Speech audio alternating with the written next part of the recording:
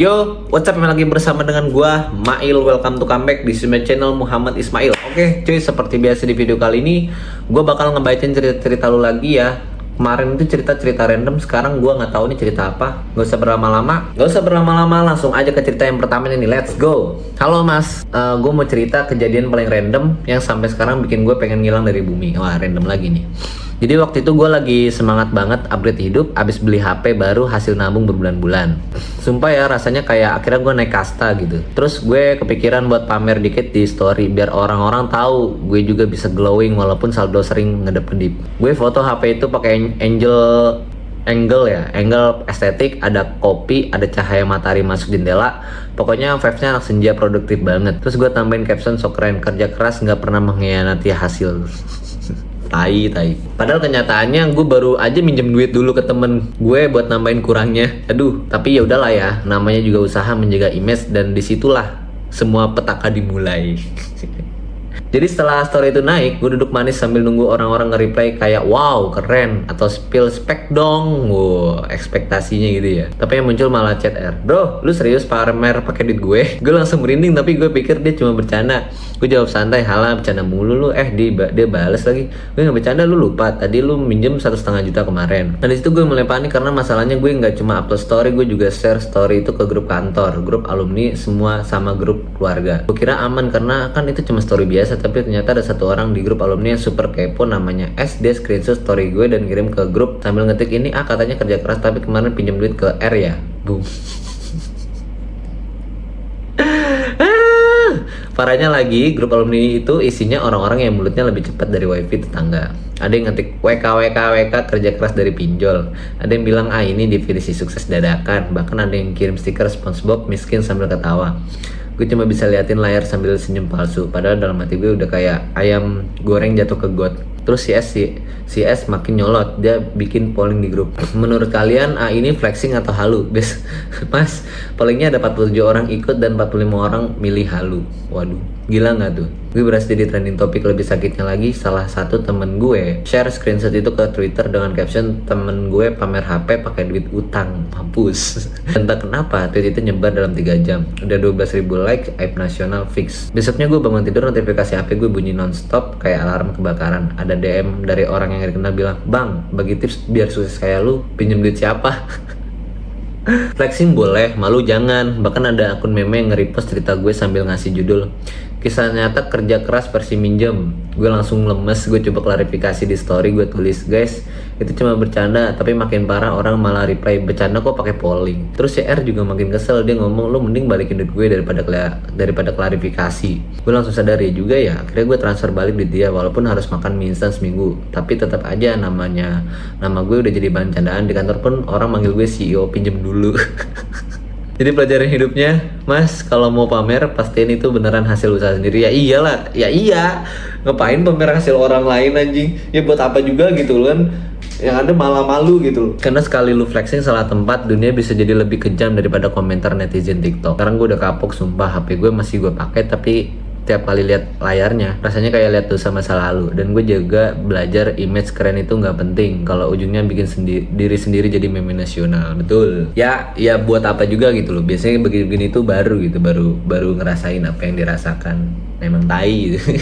Next, cerita selanjutnya. Halo mas, gue mau cerita kejadian paling absurd yang pernah gue alami sepanjang hidup gue yang sok kalem ini. Jadi ceritanya waktu itu gue lagi niat banget jadi manusia produktif, kayak yang suka bikin to the list tapi ujungnya cuma jadi hiasan layar. Gue lagi pengen hidup sehat, pengen glow up, pengen jadi versi terbaik dari diri gue biar mantan nyesel. Akhirnya gue daftar gym yang lumayan fancy, tempatnya wangi, AC-nya dingin, orang-orang badannya udah kayak karakter anime. Gue datang pakai outfit olahraga baru yang gue beli khusus, warna matching, sepatu masih kinclong, dan gue yakin banget hari itu gue bakal terlihat seperti orang yang hidupnya tertata. Gue masuk sambil senyum-senyum, pura-pura udah sering olahraga padahal push up 5 kali aja udah kayak mau pensiun. Dan ya, gue belum tahu kalau hari itu bakal jadi hari paling memalukan sedunia. Jadi gue mulai pemanasan, sok serius lihat-lihat alat gym yang bentuknya kayak mesin luar angkasa. Terus gue lihat ada treadmill kosong, gue pikir nah ini aman, tinggal lari kecil doang. Gue naik dengan percaya diri, Terus pencet tombol start. Awalnya aman, kecepatannya pelan, gue sambil nyalain lagu biar makin semangat. Dan gue juga sambil ngaca dikit karena jujur outfit gue lucu banget. Tapi masalahnya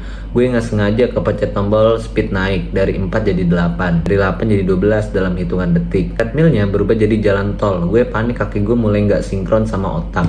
Gue berusaha pegang-pegangan tapi tangan gue licin karena keringat pas gugup. Dan mas, tiba-tiba gue kelempar ke belakang kayak adegan kartun. Gue mental jatuh, terus treadmillnya masih jalan. Dan narik celana training gue sampai ketarik setengah. Ya setengah, dan semua orang ngeliat. Gue langsung bengong di lantai, dan yang bikin lebih parah, ada mas-mas berotot yang refleks nolongin gue sambil bengong. Sambil ngomong, mbak nggak apa-apa mbak. Tapi suaranya kenceng banget kayak pengumuman di stasiun.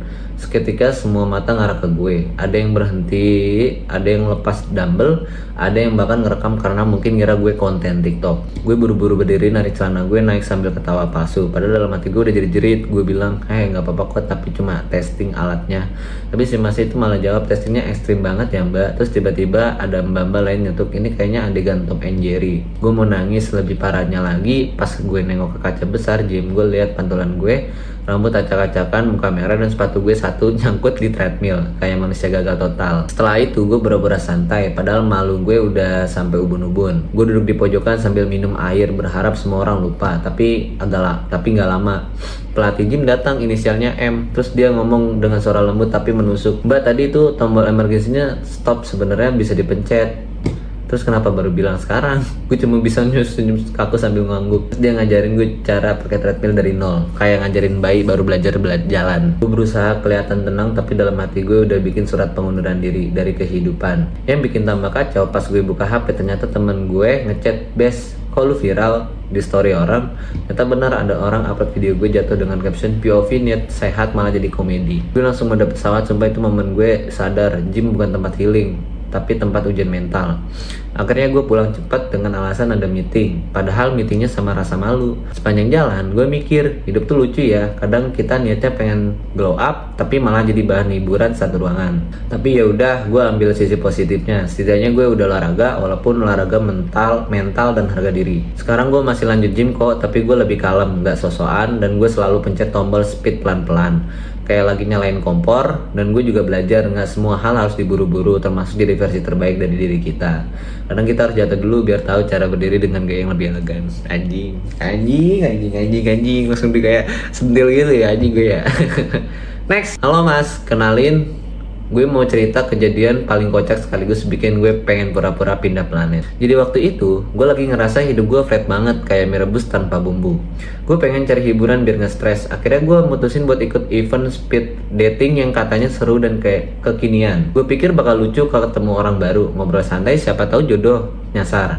Gue datang dengan outfit paling aman tapi tetap kece. Parfum gue semprot sampai satu ruangan bisa kecium. Gue udah latihan senyum manis depan kaca biar kelihatan ramah. Padahal dalam hati deg-degan pas masuk. Suasananya rame, lampu remang, musik chill, orang-orang duduk melingkar kayak lagi rapat rahasia. Gue duduk di kursi gue, nunggu giliran ngobrol. Dan di situ gue belum tahu gue bakal bikin kesalahan fatal yang bikin semua orang inget gue seumur hidup. Jadi sistemnya simple. Tiap orang ngobrol 3 menit terus pindah meja. Giliran pertama gue ketemu cowok inisial F, mukanya lumayan manis, gaya rambutnya rapi, vibe-nya kayak anak finance yang suka kopi mahal. Kita ngobrol santai, dia nanya kerja gue apa, gue jawab sambil sok kalem. Tapi pas dia nanya hobi kamu apa, gue langsung pengen jawab yang elegan kayak baca buku atau jogging. Tapi entah kenapa menurut gue malah nyeletuk, aku hobi stalking orang. Mas, gue nggak tahu kenapa itu keluar. Gue langsung nge-freeze, otak gue ngeblank. Si F ketawa kecil tapi ketawanya kayak orang takut. Gue buru-buru klarifikasi, maksudnya stalking IG bukan stalking beneran ya. Tapi udah telat, mukanya berubah kayak orang yang baru lihat sinyal bahaya. Dan parahnya meja sebelah kedengaran ada cewek inisial L langsung bisik-bisik, ih yang tahu creepy, gue mau nangis. Belum selesai di situ, giliran kedua gue ketemu cowok inisial J. Dia kelihatan humoris, jadi gue pengen memperbaiki image. Gue coba jadi orang yang chill, gue bilang aku orangnya fun kok. Tapi terus dia nanya, fun versi kamu tuh kayak gimana? Gue jawab spontan, aku suka bikin orang nangis. Astaga lu, lagi-lagi mulut gue ngaco. Gue langsung nutup mulut gue pakai tangan kayak tokoh sinetron. Si J ketawa ngakak, tapi terus dia ngomong, kamu ini feel lain ya? Gue ketawa juga biar gak kelihatan pesko. Padahal dalam hati gue udah bikin doa taubat. Orang-orang mulai ngeliatin gue kayak gue karakter utama film Tyrell. Bahkan panitia sempat lewat sambil ngeliat name-tag gue 2 kali. Mungkin takut gue bawa niat jahat. Dan lucunya, pas gue mau minum air biar tenang, gelasnya tumpah ke meja. Airnya ngalir ke pangkuan gue. Jadi gue berdiri panik.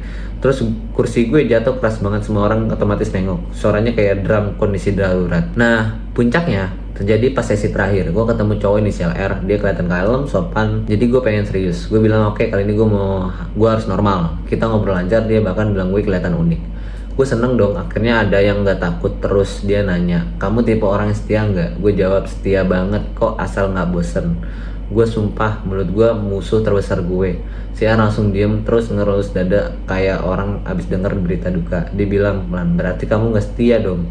Gue panik, gue buru-buru bilang, enggak, maksudnya aku setia, tapi aku suka tantangan. Dan itu malah makin aneh. Di belakang gue dengar ada yang cekikan, tapi terus panitia ngumumin sesi selesai. Semua orang saling tukar kontak, gue nggak dapat satupun. Yang gue dapat cuma tatapan trauma. Bahkan pas gue mau pulang, ada yang nyeletuk, mbak, stalking itu hati-hati ya. Akhirnya gue pulang sambil merenung. Ternyata gue bukan gagal cari jodoh, gue sukses bikin orang-orang takut. Tapi ya udah, gue ambil pelajaran. Kadang kita pengen kelihatan menarik, tapi yang keluar malah versi kita yang paling random dan bikin malu.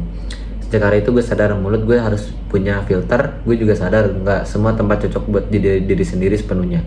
Apalagi kalau diri sendiri versi gue itu chaos. Betul ya, nggak semua tempat cocok sama diri lu, dan nggak semua diri lu cocok semua tempat gitu. Oke, cuy, thank you ya udah ngedengerin cerita gue dari awal sampai ending. See you next time nya, peace, enjoy.